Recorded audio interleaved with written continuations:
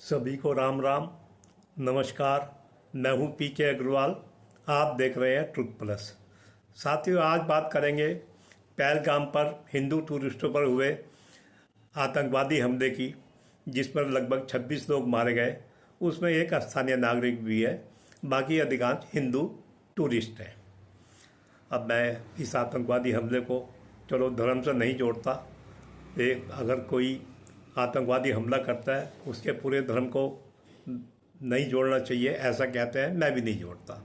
लेकिन मैं इसे सेकुलर आतंकवादी हमला जरूर कहूँगा। अब सेकुलर क्यों कहूँगा? भारत में एक इकोसिस्टम है जिसे आप सेकुलर इकोसिस्टम कहते हैं। जब उसे हिंदू की हर छवि खराब करनी हो, हिंदू पर हमला करना हो, तो एक तरफ तो वो ये कहता है आतंकवाद का कोई धर्म नहीं होता, वहीं दूसरी तरफ हर घटना को हिंदू धर्म से जोड़ता है।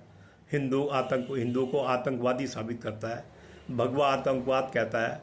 आरएसएस के लिए तो रोज ही आतंकवादी बोलते रहते हैं, बीजेपी के लिए भी आतंकवादी बोलते हैं, और बीजेपी से जुड़े हुए हिंदुओं को भी अनाप शनाप बोलते रहते हैं।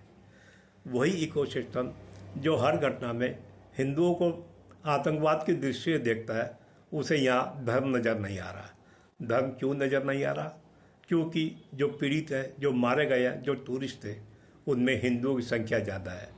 यहाँ तक कि वो तो वहाँ से आने वाली खबरों को भी स्वीकार करने को तैयार नहीं है कि पहचान पूछकर, पहचान देखकर मारा गया है। अब मैंने इसीलिए इसे सेकुलर आतंकवादी हमला कहा है, जो भारत के सेकुलर जिसे कवर फायर दे रहे हैं। अगर आप देखेंगे तो वो इस हमले को भी लगातार कवर फायर दे रहे हैं।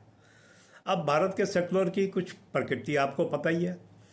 जैसे ये वही सेकुलर है जो आतंकवादियों के लिए रातों कोल खुलवा देते हैं, आतंकवादियों के पक्ष में नारे लगाते हैं, हम शर्मिंदा हैं, तेरे कातिल जिंदा हैं। इनके लिए आतंकवादी पीड़ित और मासूम भी होते हैं, लेकिन हिंदू इनके लिए हमेशा आतंकवादी होते हैं।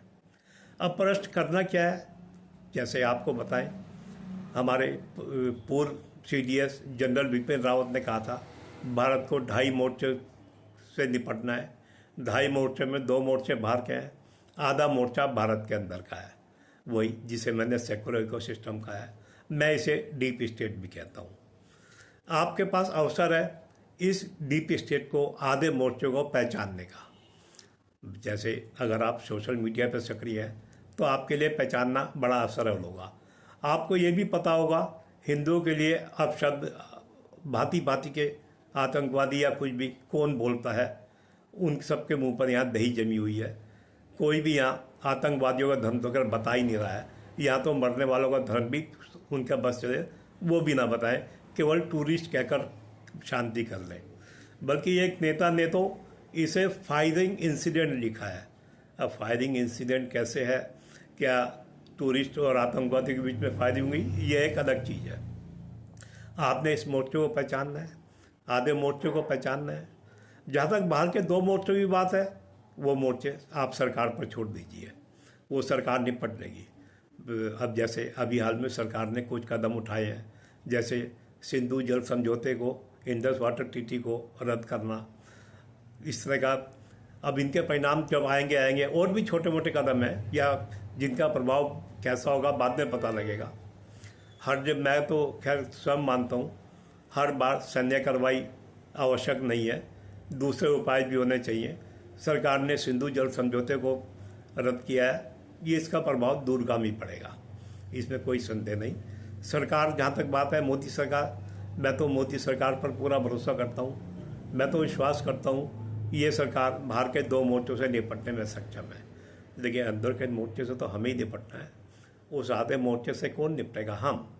अब हम कैसे निपटेंगे? हमें उनसे हिंसा करने की ज़रूरत नहीं है, हमें उन्हें पहचानने का मौका मिला है।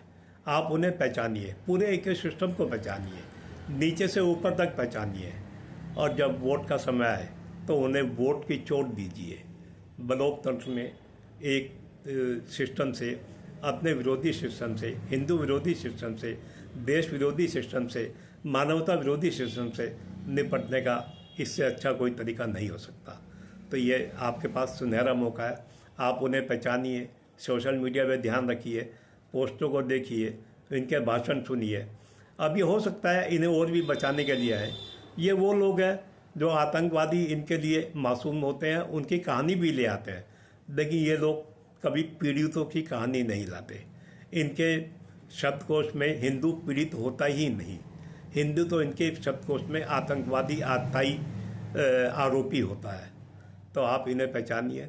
अगर आप आतंकवाद के मामले को गंभीर हैं, आतंकवाद के बारे में अगर आप अपने को हिंदुत्व से जोड़ते हैं तो आप इन बातों को ध्यान दीजिए। आने वाले चुनावों में जो भी चुनाव हो रहे हैं, इन्हें सबक सिखाइए। इन्हें पता लगना चाहिए वोट की चोट क्या होती है, जिससे ये कम से कम अपनी हरकतों से बाज आए। तो आप अंदर के मोर्चे से आप निपटिए, बाहर का मोर्चा सरकार पर छोड़ दीजिए। जब अंदर का मोर्चा निपट जाएगा तो निश्चित रूप से बाहर के 2 मोर्चों से निपटना सरकार के लिए सरल हो जाएगा। तो आशा है वीडियो पसंद आया होगा। वीडियो पसंद आए तो लाइक करें, शेयर करें, वीडियो को सब्सक्राइब करें। फिर मिलते हैं अगले वीडियो में। धन्यवाद।